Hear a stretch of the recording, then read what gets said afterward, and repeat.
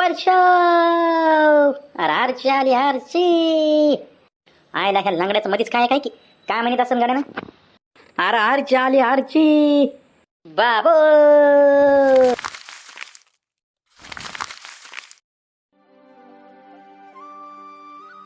ए परशा लका तुझ्याकडेच बघतीन ती. अय लंगड्या अरे खरंच बघतीन ती माझ्याकडं. नाही लका मला नाही वाटत ते तुझ्याकडे बघत असेल म्हणून. ए यार लंगड्या त्या साल्याला सांग काहीतरी काही बोलायला ते. ए अरे साल्या ग बस की जरा लका इथं चाललंय काय तुझं काय रे.